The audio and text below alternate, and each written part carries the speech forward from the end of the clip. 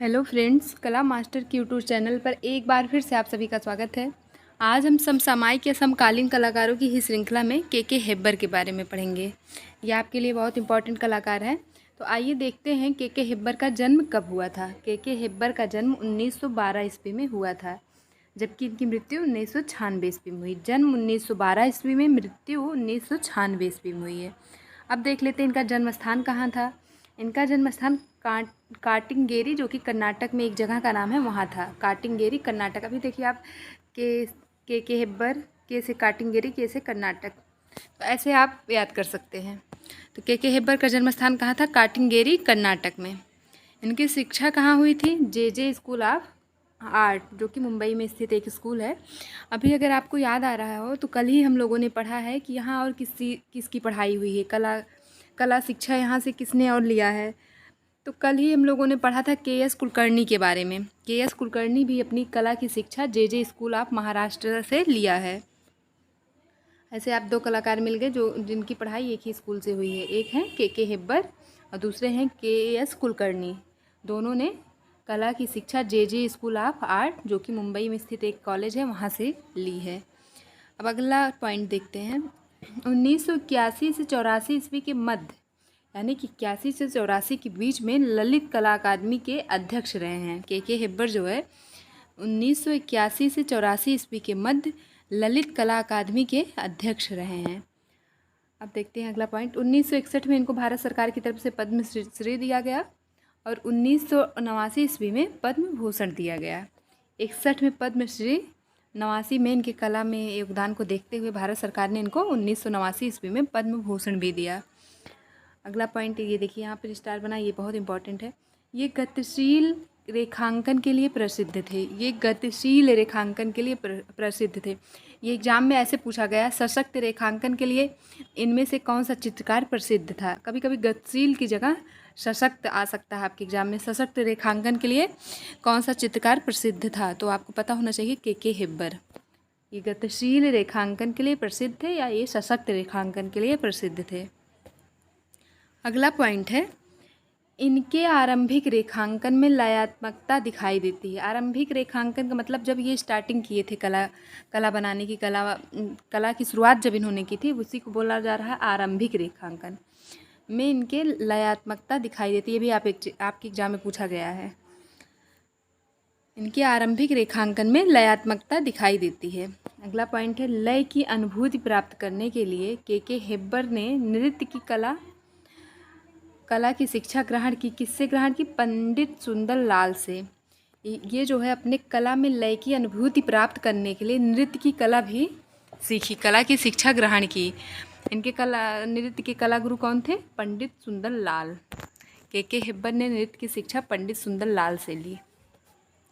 अगला पॉइंट, इनकी कला पर प्रभाव किसका पड़ा? इनकी कला पर पाल गागिन और अमृता शेरगिल। अमृता शेरगिल भारतीय चित्रकार थी। इनको हम लोग बहुत अच्छे से पढ़ चुके हैं। आप अगर हमारे यूट्यूब चैनल पर जाएंगे तो अमृता शेरगिल का बहुत अच्छा लेक्चर आपको मिल जाएगा। बहुत बढ़िया पढ़ाया गया है आपको। और ये पाल गागिन जो है विदेशी चित्रकार थे। तो अगर आप यहाँ देखें, पाल गागिन एक विदेशी चित्रकार और अमृता शेरगिल एक भारतीय चित्रकार का प्रभाव के हेब्बर की कला पर पड़ा। अगला पॉइंट है, इनको जो है भारत के आधुनिक तथा लोक कला के सेतु के रूप में जाना जाता है। के हेब्बर को, सेतु का मतलब होता है कड़ी, यानी कि दोनों चीज़ों को जोड़ते हैं, आधुनिक कला को और लोक कला के मध्य में इनकी जो चित्रकारी है वो सेतु का काम कर। सेतु का मतलब होता है कड़ी या फिर जोड़ना। सेतु वैसे पुल को कहा जाता है। पुल क्या करता है? पुल, जैसे कि ये कोई नदी है, एक सेकेंड, जैसे कि कोई नदी है, इसके ऊपर ऐसे पुल बना है, तो क्या कर रहा है? ये इस सड़क को जोड़ रहा है। ये देखिए, यहाँ सड़क है, यहाँ सड़क है, ये पुल जोड़ रहा है। तो वही कह रहा है। एक तरफ अगर आप आधुनिक कला लिख दीजिए, एक तरफ लोक कला लिख दीजिए और ये सेतु बना दीजिए, तो इन दोनों को जोड़ने का काम कौन करता? किस चित्रकार ने किया? के हेब्बर ने। एक बार इस पॉइंट को रिपीट कर लेते हैं। भारत के आधुनिक तथा लोक कला के सेतु के रूप में प्रसिद्ध हैं के हेब्बर। अब आपको समझ आ गया होगा सेतु का मतलब क्या होता है। अब इनके प्रमुख चित्रों को अगर देखें, मुर्गे की लड़ाई, जो कि इनका बहुत इंपॉर्टेंट चित्र है, ये एग्जाम में पूछा भी गया और फिर से पूछा जा सकता है। मुर्गे की लड़ाई जो है, मुर्गे आपस में लड़ रहे हैं, इसका चित्र इन्होंने बनाया है। इनका प्रमुख चित्र है ये मुर्गे की लड़ाई। ये जो है चंडीगढ़ संग्रहालय में संरक्षित है। ये चित्र इनका जो मुर्गे की लड़ाई है, ये जो चंडीगढ़ का कला संग्रहालय वहाँ पर संरक्षित या सुरक्षित है। अगला चित्र है इनका टाइल्स फैक्ट्री, टाइल्स की फैक्ट्री का चित्र इन्होंने बनाया। अगला है धान की कुटाई, धान की कुटाई। अगला चित्र अगर देखें, वीड़ा का चित्र भी इन्होंने बनाया। अगला है मवेशी हाट, हाट का मतलब बाजार होता है, यानी मवेशी का मतलब पशुओं का बाजार लगा हुआ है, ऐसा चित्र इन्होंने बताया। अगला है तमाशा लोक नृत्य, तमाशा लोक नृत्य। लोक नृत्य इसलिए लिखा है क्योंकि लोक का मतलब मैंने आपको पहले की वीडियो में बताया, बहुत अच्छे से बताया इसको। लोक का मतलब क्षेत्रीय या स्थानीय होता है। तमाशा जो है महाराष्ट्र का लोक नृत्य है, तो इन्होंने तमाशा का लोक नृत्य जो है बना चित्रित किया। अगला चित्र है इनका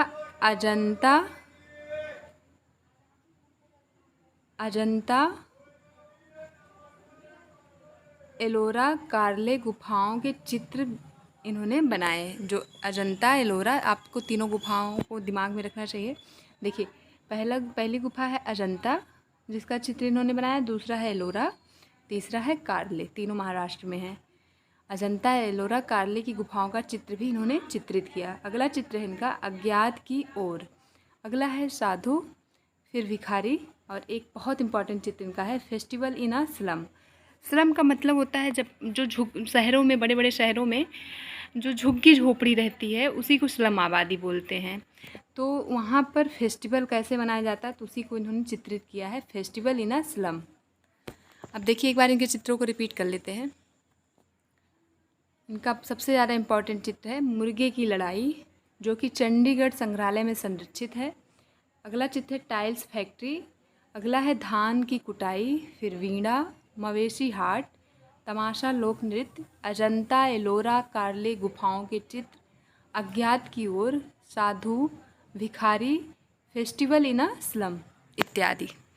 ये जो चित्र इनके लिखे गए हैं, किसी भी चित्रकार के चित्र को जब हम पढ़ रहे हैं, वो या तो एग्ज़ाम में पूछे गए हैं या तो पूछे जाने की संभावना है, और जो बहुत इंपॉर्टेंट चित्र है उन्हीं को नोट करवाया जा रहा है आपको।